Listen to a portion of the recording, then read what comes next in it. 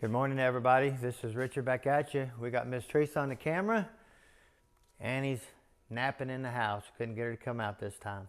But she'll be here for the teardowns. She loves the teardowns, let me tell you. We got Murray's 2004 Cadillac Escalade in the house. No second gear. It'll bypass second if you back off the gas, and it'll shift to third. But it does not have fourth neither, because your band is second and fourth. Your band comes on, your 3/4 clutch comes on, your band comes off, your band comes on, backs on for fourth, so your band's actually used twice. But I do like these Cadillac Escalades. These are considered a performance vehicle. This should have 5 pinion planets inside the transmission, just kind of like the SS Trailblazer. Anything performance, they put the 5 pinions in there. But are they stronger? You know, you can kind of do this. You know, there's a lot of info on a 5 pinion being stronger than a 4 pinion, so it's kind of up in the air. But well, anyway. And not to interrupt, but this is a lot larger vehicle than those Trailblazers. Yes, it is. Trailblazers are really small, but they make like, I don't know, 375, 400 horsepower, something like that. And they're kind of heavy. They weigh like 4,000 pounds. They're heavy, but they're really a box, you know, packed into.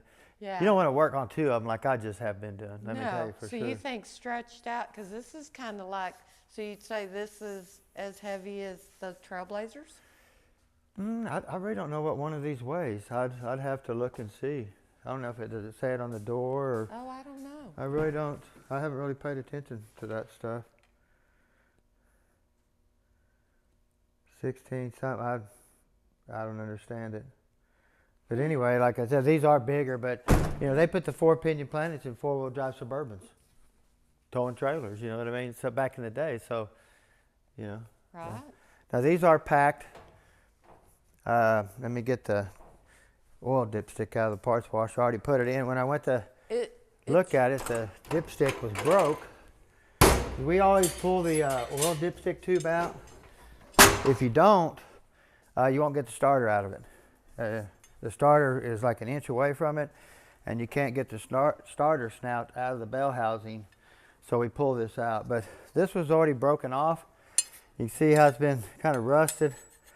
So I have to put it back in there when I get the tranny built and set it in there and kind of clean it and tack it, and then pull it back out and weld it around so we don't have to buy a new one. But you do have to pull the oil stick to get the starter off. It makes it so much easier. I've already undone the battery. Now we did do a computer check on this, and there was 0 codes. Now when the customer brought it, I tried to scan it with him here. Computer wouldn't talk to the vehicle. So anytime that happens, you want to check the accessory fuse under the hood, cigarette lighter fuse, stuff like that. And of course it was blown. Changed the fuse, boom, the scanner's working, so we could scan it. The fuse didn't have anything to do with codes missing, but it physically did not have any codes. This tranny is just burnt up. Stinky? Huh? Stinky? Is it stinky? I see that. You want to smell it? No, I don't want to smell it. I was just asking you. Is it stinky? Yeah, it's got the good barbecue taste or smell. Oh, great. Now let's see what this looks like underneath.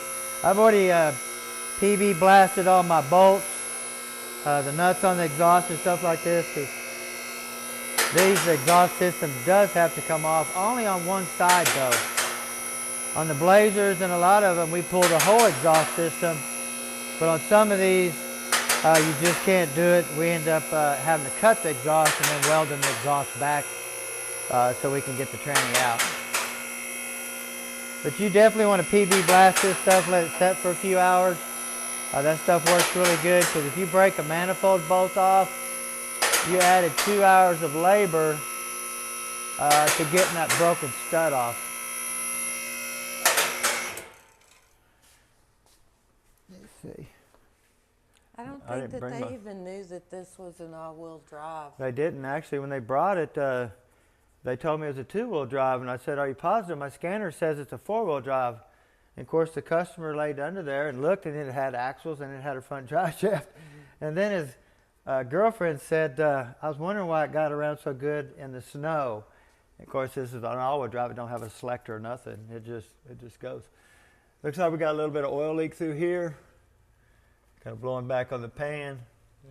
Now this does have some issues with the cooler lines up here. I don't have my flashlight, or this cover, we pull this off and then it gives you all the access to the cooler lines up here.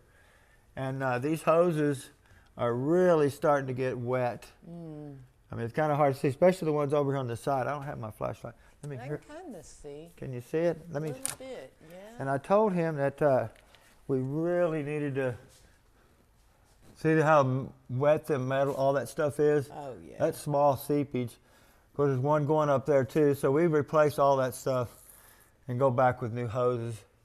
Now this does have a cooler on the front of it too, and we're going to be looking and seeing what size cooler it has, because they do make a good cooler and a bad cooler for these things. One of them was too small and didn't do nothing, was just in the way. And then one of them that actually they had on there that did do something. So That's what. But that looks could like we be have a from- hose. It looks like the front differential hoses, vent hose is just hanging here against the axle. Yeah. We need to move that, but I believe if you look at this, if you come back over here, Miss Teresa, you can see this differential's been painted, so it's had a front differential put in it. A little bit of oil leak, it looks like. We're going to check the rear main seal, and then of course we'll be putting a front transfer case seal in it too.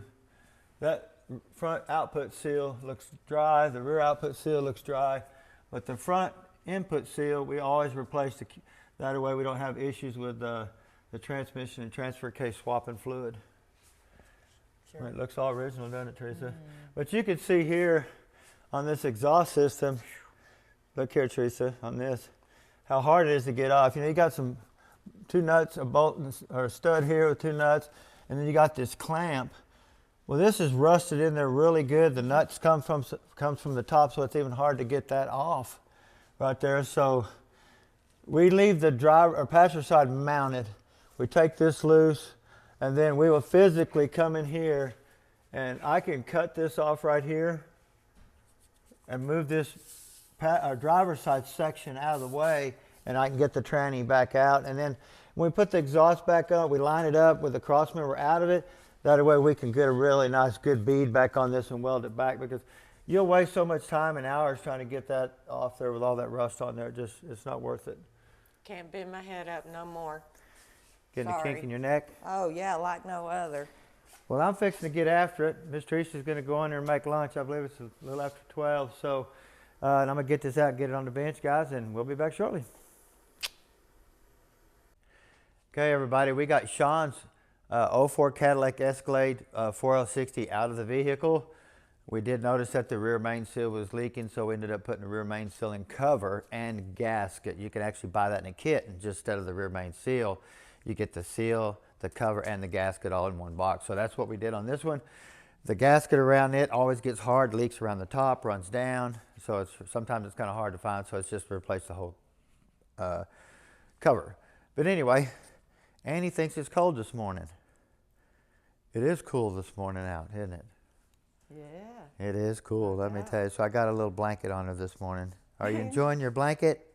It's funny that she's just laying there with that on there. She likes it though. She didn't like him at first, but now she realizes that it keeps her warm. So, but anyway, yeah, for sure. She's so adorable. And we want to thank you for recording, Miss Teresa, always. But we got this unit sitting over here. This thing has no second gear. There wasn't a whole lot in the pan. I'd have to look at my phone again to see the mileage on it, but you can tell it looks like quite a few miles. Doesn't look like it's ever been out. Still has the original torque converter. If you look here, this is how to identify these. It's a TMBX. It's a B85 torque converter.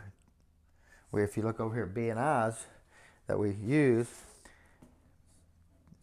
B85, TMBX. Actually, we're doing 2 of these units. We got another one here. Got one here. We got complete overhaul kits, wide bands, drums, bushings, Z-packs, cumulator pistons, wiring harnesses. I mean, we got everything right here to do 2 units. We'd like a couple more pieces to come in, but we have a new pickup here to do too. We went from a Chevrolet Blazer, 2 Chevy SS Trailblazers, to a Cadillac Escalade, and now we have this Chevy pickup too here that's having really hard shifting problems and stuff like that. So, But this one here, like I said, has no second gear. And there really wasn't a whole lot in the pan, so I'm kind of curious to see physically what's going on here. When I had the pan off, I couldn't get the drain plug out. Of course, you can almost never get the drain plug out of these pans. I don't know why GM welded them in there, but they did. I noticed that the band had a lot of clearance in between the drum and the band is about like that much. And normally, you know, they're tucked up pretty close. So we'll get this apart real quick and kind of see what we got going on. Didn't you say this was stinky? It has a little bit of smell to it, but nothing that we're not unfamiliar with. That's the better word. Unfamiliar. You never get used to that. No, Never. definitely. We have our four-wheel drive adapter here. You have an O-ring here, a square cut O-ring. Actually, it goes here, seals it to the transmission. Then you have a gasket here, which a lot of times we don't use the gasket, don't like the gasket because it leaks. We always put a bead of silicone around here and through here so it'll never leak again. I always have good luck doing that. We're going to take our neutral safety switch and lever off here.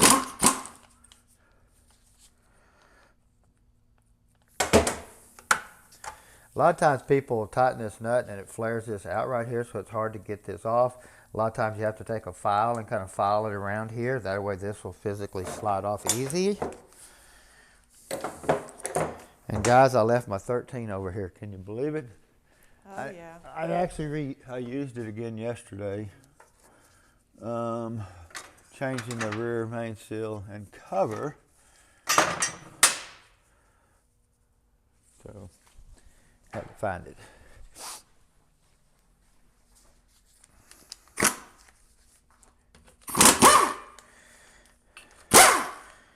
It's real easy to put these back in. Just line your bolt design up and it'll be back right where it needs to be. If you're buying a new one, it does have instructions with it. See how that got tight there? And that's just because they tighten that down so tight that it puts a lip on it. A lip on it. We got to kind of file that lip off right there.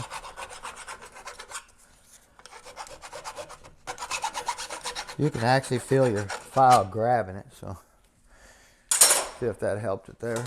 Don't take a lot usually. A lot easier to get that off.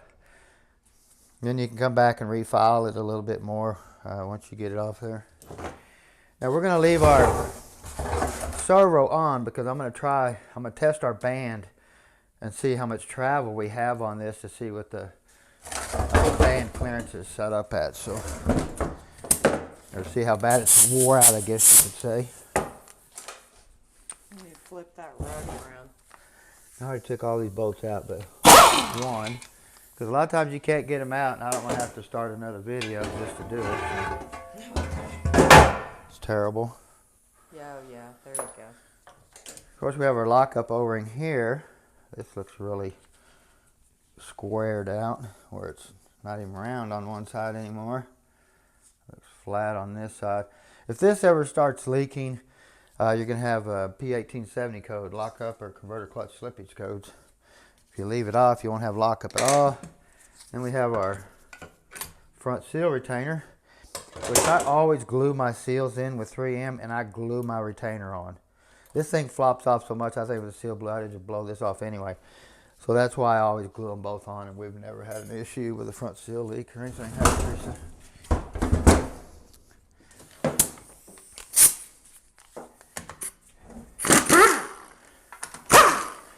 Probably the worst design drain plug bolt right here is it never comes out. You always strip them. I don't care if you got a brand new socket on it, you're going to strip it. I don't know why they will not come out. But you can see the pan looks pretty clean, doesn't it?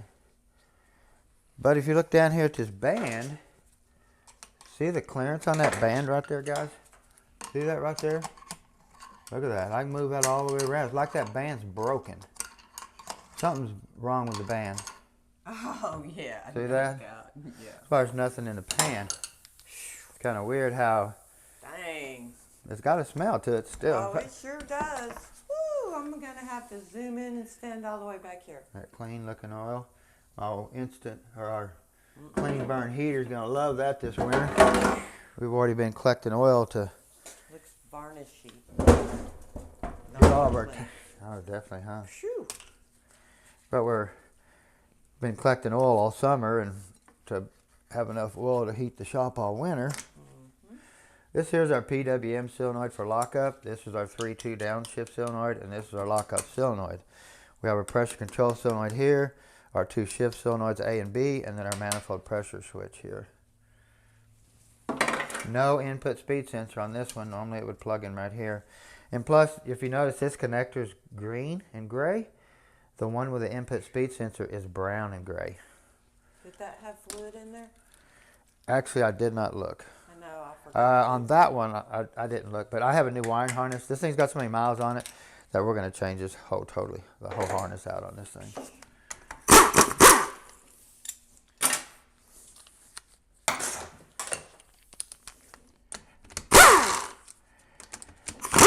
Of course, you have to pull this solenoid off to get this one out of the way, or get that one out of the way to get this one out.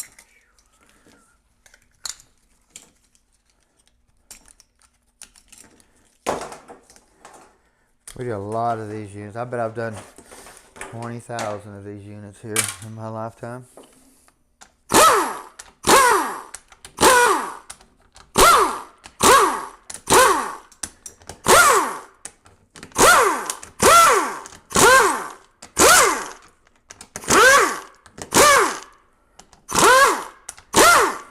Say we got both our SS Trailblazers gone. That was a hoo-hoo, let me tell you. Shoulder's doing fabulous, no pain, all kinds of crazy movement. Really happy with it.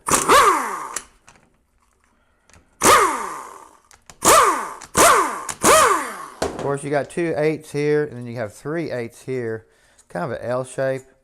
And these bolts are longer, so you don't want to stick a long one here. You want to make sure you put these 3 here, the 8 millimeters, and your little short 8s there. Of course, you got your manifold pressure switch. All these are little micro switches here. When these fluid pressure's on one of these, it tells the computer basically what gear you got it in. You have to turn that fan on and point it this direction. Need a little air movement. Yes, we sure do. This is a small enclosed area. There you go. There you go. So we got winter coming around here, really cool in the mornings now and stuff, or fall. So. Winter. Don't get so quick there. Slow down. So, anytime you see rust on a plate like this, and then if you ever see one of these gaskets stuck to the valve body like this is stuck to it, see, it's like it's glued. And when it comes off, it's not coming off. You're going to spend an hour getting this gasket off this valve body right here. Water. So this has had some type of water in it sometime or another. And it don't take but a teaspoon.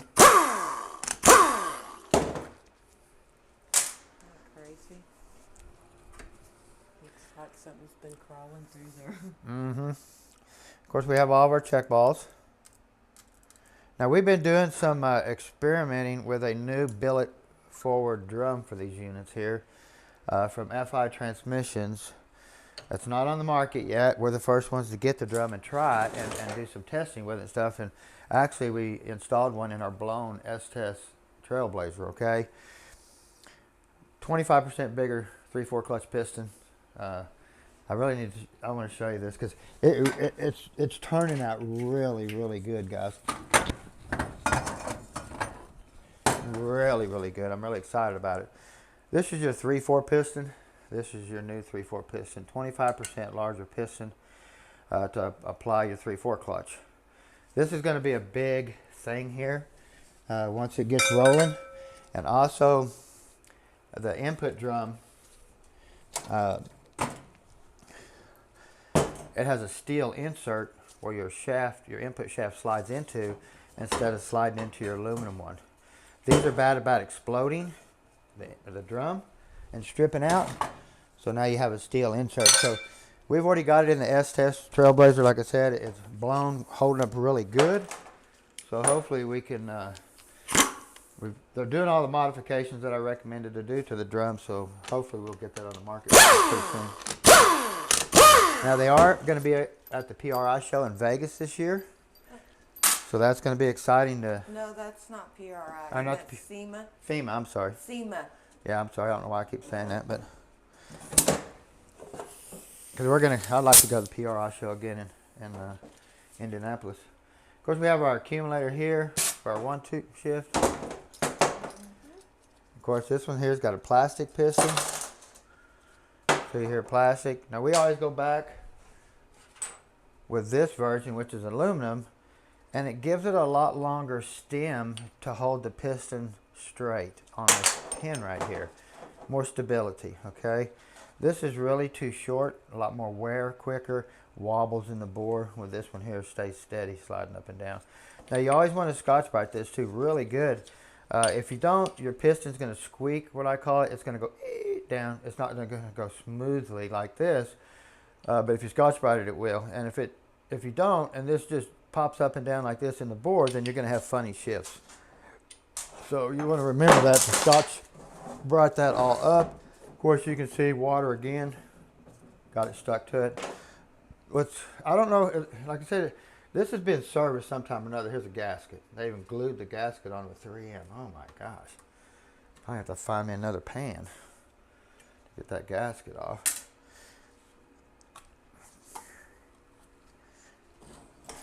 Dang, when I get this off. Oh my gosh. That's not good. It's stuck to the case too. So what we could have had with our band is our lining could have come off. That's why we have so much band clearance. We're going to find out, because water is the worst thing you can do, get inside a tranny, because it'll actually release the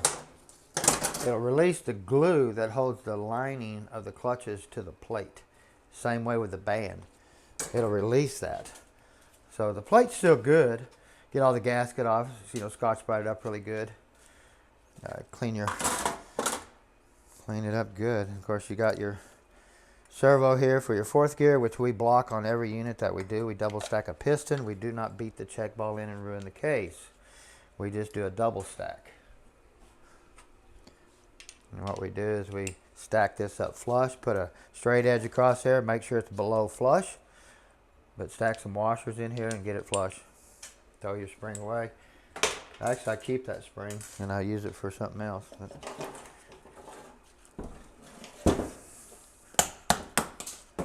Oh, my wall. Dang it.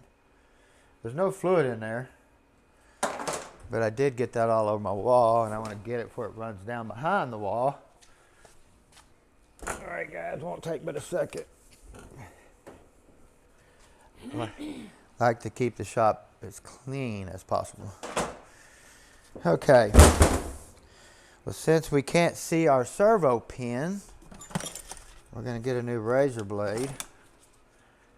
Actually, I probably don't even need to do this. I could probably just take it apart. But anyway, I could apply air through here on the exhaust side of the 4th gear servo cover, or on the 2nd gear side to apply it. But you can see, you're just going to have to go through here with a razor blade and get all that cleaned off. No buffing at all. No, none of these.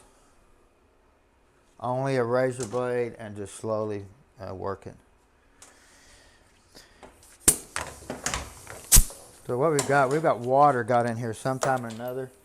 Either they had a radiator bust or, something. So you grab your park lever with your finger, turn your output shaft, it clicks, falls down, opens up that bolt. Same way to put it back in. If you don't do that, you're going to cross thread this bolt in crooked. Now if you notice here, here's our boost valve. You remember me talking about the later ones with the speed sensor? The speed sensor covers the boost valve where you can't change it. See, with this one here, you can change that. You want to put a 500 in there after you rebuilt it later down the road, or going to start hot rodding, you want to raise the pressure, just pull the pan, pop it out, put a 500 boost valve in there. But without those, you can't do it. I mean, you're pretty much, it is what it is. And I've learned a lot of these, if you ain't careful, with a 500 boost valve and some of these later ones, you can break the pump rotor real easy, especially with a 13 vane. Now, like our SS Trailblazer, we upgraded, actually we call it upgrade, but it's really down because you're going to an earlier style and going to a 10 vane. But with a 10 vane, the rotor is way stronger than a 13 vane. And I like to come in here and knock this off the anchor, that way you can get this drum out. Like that, pop it through the case. Then you can pull the drum out. Okay. So here's our band anchor, slides in there and holds it, and this is the rest of our band that goes to the servo, and the servo comes in here and pushes it on. Okay. Now this is just a stock band, and we always upgrade to a wide band on every unit we do, whether it's a 6-cylinder, 4-cylinder, it gets a wide band, and a Z-Pack. We don't mess around with any of this stuff. So that's broke. Yes, it's broke. Okay then. You notice here's our big old beefy wide band. Oh yeah. The anchor, the band just broke. Now this could have broke from high pressure. You know, we don't know. There's no codes in there, but we don't know if we got a problem with our boost valve. We got a problem with something causing high pressure, and just snap this band off. Because this isn't normally something you see, but it is broken. And of course, you have your drum. You want to straight edge it. I think, see if I got it over here anymore.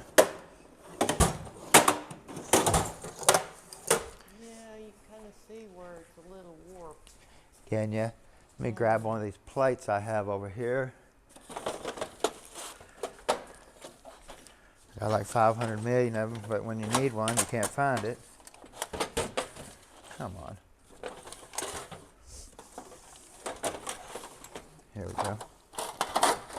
These work really good. And this is basically a drawer separator, but it's the perfect size. I had one over here I usually keep in here that you can stick on there. Of course, you want to grab your flashlight, come in here and look under it and see what you see. Not as bad. You see a little there. Not as bad as that last one. Oh, that last one's terrible. But this drum still needs to be replaced. And I hear people are machining them, coming here, taking a lathe and kind of taking a little nick off of there and straightening it up that way. But we've got 2 brand new drums here. We've already knew what was coming in, so we just replace them. We don't machine them off or anything like that. Of course, you have your reverse clutch. This is actually called a reverse drum, even though your band goes around for 2nd and 4th. And you have your reverse clutch. Like I say, I don't see any lining falling off, like water being in here, because normally you can take a clutch, throw it in a bucket of water, come back the next morning, and the metal will be laying in the bottom of the bucket, and these pieces of clutches will be floating. That's how quick it will release the glue off there. Water will.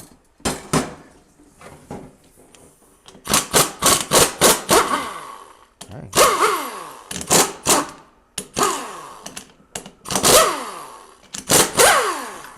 Almost sounded like they had Loctite on them for a second.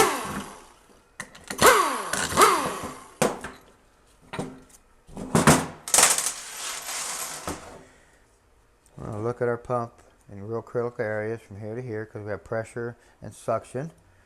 You can see the staining, but there's nothing there. It's just staining. Same way here.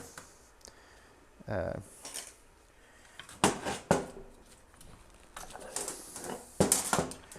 course, this is a 13 vane rotor.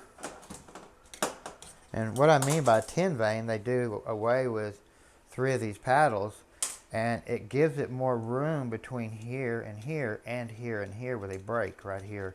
This hole will be moved over this way. This hole will be moved over this way, away from this lug, because they break right here if you ain't careful, put too much pressure to them. Of course, you have your pump slide spring, which is a dual, but I do have I don't know what I did with it.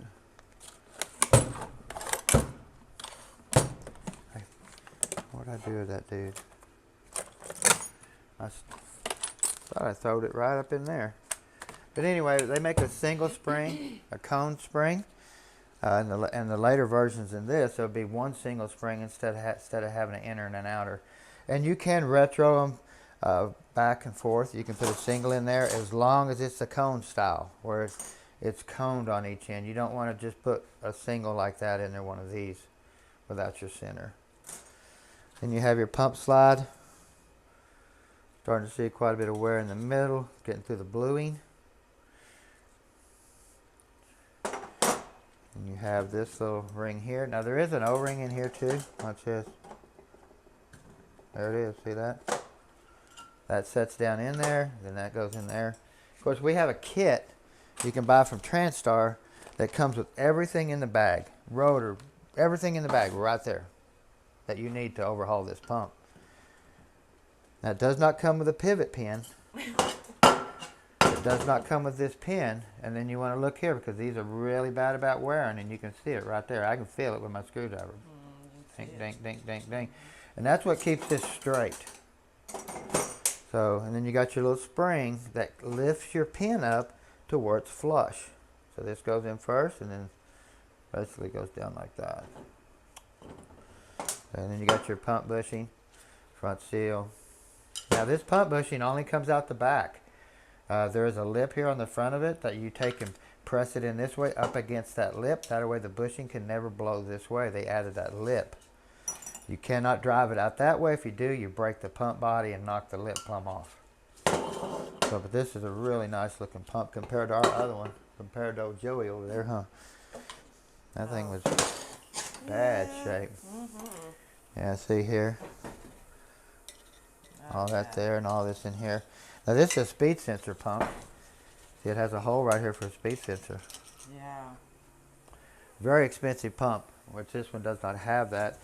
If you had it, if it did have it, I took the shaft, I moved a lot of stuff out the other building.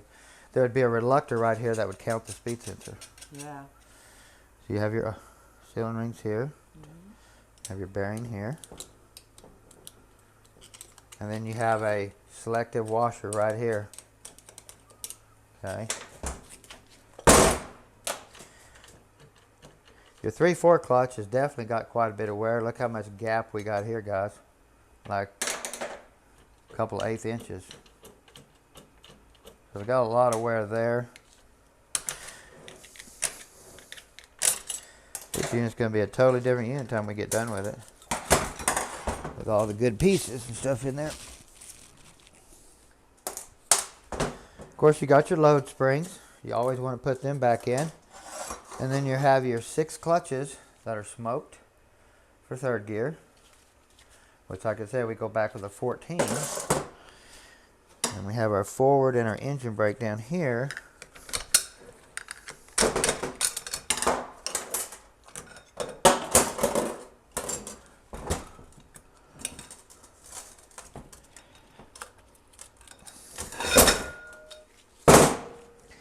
Now you do have the seal that sets down in here that seals this shaft to this shaft right here like that. They make 2 different versions of this seal right here, and you better not put the wrong one in there, because what they did was they moved a hole down in here. I'll show you if I remember.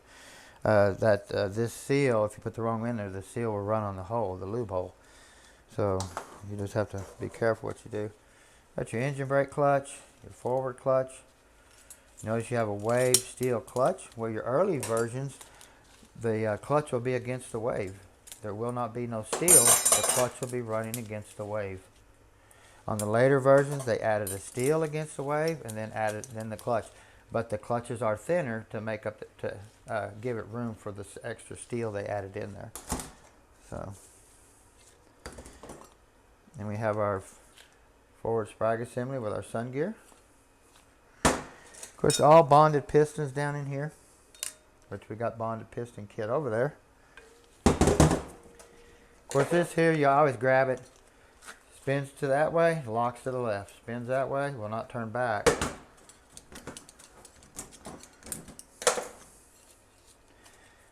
These will always, if they have a brass one like this, you're always going to find wear right here.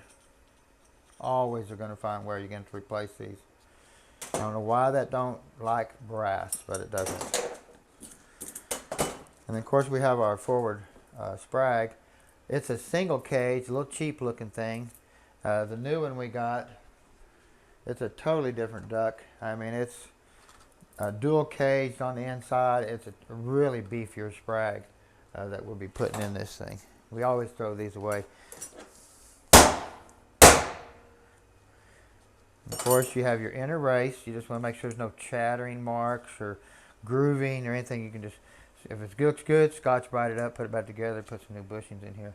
Just make sure you always countersink your bushings on this sun gear right here.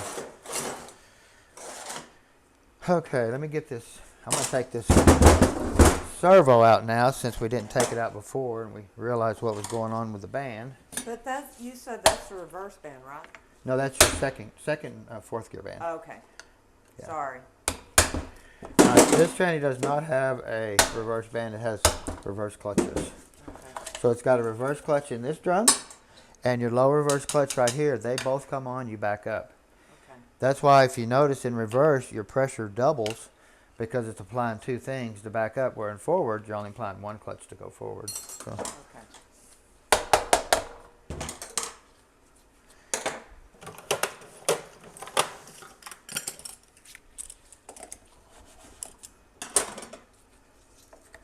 Now this could have a Corvette servo, or it could have what I call is the middle servo. They make 3 different ones of this. This one here is actually a Cadillac Escalade servo all by itself. Now we are going to be upgrading this to a Corvette servo to firm up second gear a little bit and your 3/4 clutch. So, but this is still a good servo to hang out, to keep around because it is still better than the factory, the big one that they have. So we're going to look in here for any wear, Scotch Brite that up. That's your 4th gear servo here.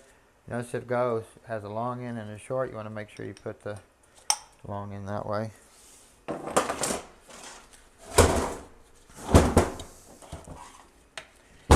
Now you remember all the Cadillac the Escalades were considered a performance vehicle, so just like the SS Trailblazers, a performance vehicle. So they added 5 pinion planets all the way through it, okay?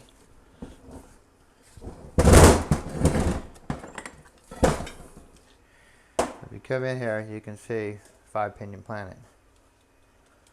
You remember on our SS Trailblazer, which the customer took all his stuff home because he wanted it for souvenirs, the planetaries were purple.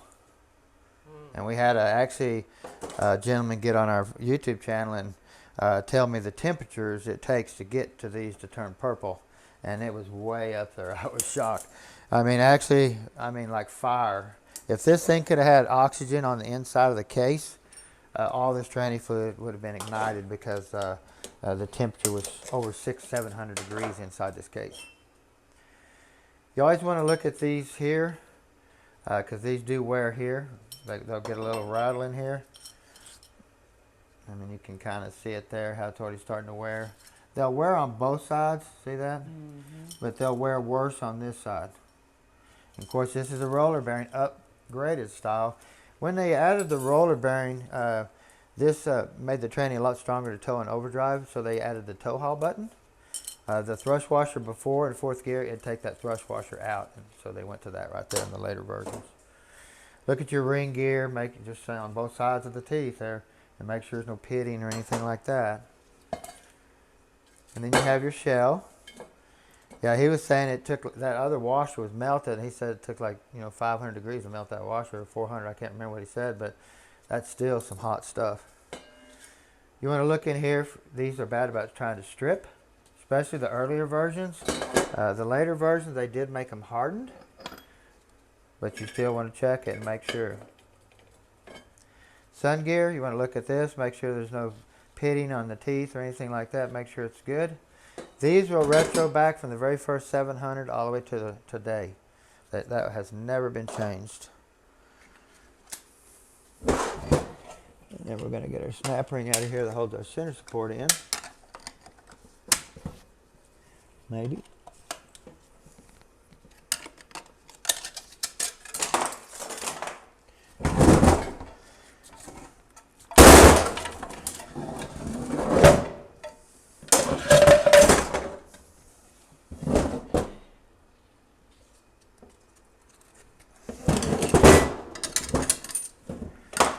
course, we have our anti-clunk spring. A lot of times this gets stuck in the case.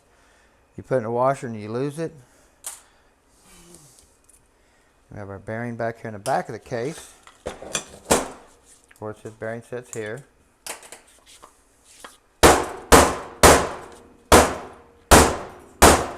Normally that just slides in and out, but if you notice, they do stake it. That way they can set it down in there like that. Either way, you can put it back on, or you can put it back together to shove the shaft up to the bottom and then set your case down. People build different than I do. A lot of them have the swing arms that they mount their case to. I build off of a transmission case. I've been doing it all my life, and it's just easier for me to do it that way.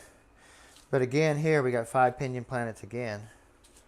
You want to make sure the pins ain't purple or anything like that, and no pitting. Of course, here we have our low reverse clutch. This clutch comes on in reverse along with our other reverse clutch to back up. And this clutch also comes on in manual low. So if I was going to be building this thing to hot rod, I would take this wave out. And I would stack 2 steels on here. That way when I shift from second gear, this clutch is released no more than it moves, instead of having to relax the wave, because I'm going to bring my band on so fast. So we don't want 2 things on for a millisecond at one time. So, of course, we have our roller clutch here. Difference between this does the same thing. This here.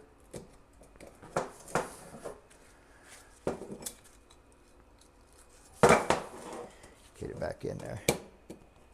Don't be hard on me. There we go.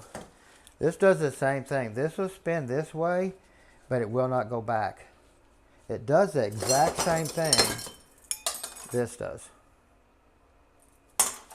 But if you notice, this has rollers. But they do the exact same thing. I don't know why they never put one of these back here. Guess this works so good. Now they did upgrade this to a wider rollers from the early design to the late, but it will retro back as long as you use the support. Now anytime you go changing parts on these, you want to remember they make 2 thicknesses right here. They make a tall and a short. So anytime you're swapping parts, that's where a lot of times people get in trouble. So I'm shocked none of the lining's laying in the pan because of the water that it took to put this all on here. But no, it's band's broke, 3/4 clutch is smoked, and it needs overhauled, doesn't it, Teresa? Yep. With all the tender loving and care that we can give it. Yep. Hey, we put our rear main seal and cover on, so I'm going to get this in the washer and get it cleaned up today, and I'm going to be driving this today by dark. Right, Teresa? For sure. We want to thank you guys for watching. It's been an exciting adventure that we've been going on for the last 5 or 6 years. It's been really fun doing this stuff and showing everybody how these work, and a lot of people using my videos to learn. So we're really excited about that too. I want to thank Miss Teresa for recording, and Annie over here still under a little blanket. Look at her. She's so cute. Let's see. Aww. Go check out our merch store. It ain't much, but it does help us a little bit to get out here and keep on being motivated. And again, we want to thank Miss Teresa, and y'all have a fabulous weekend.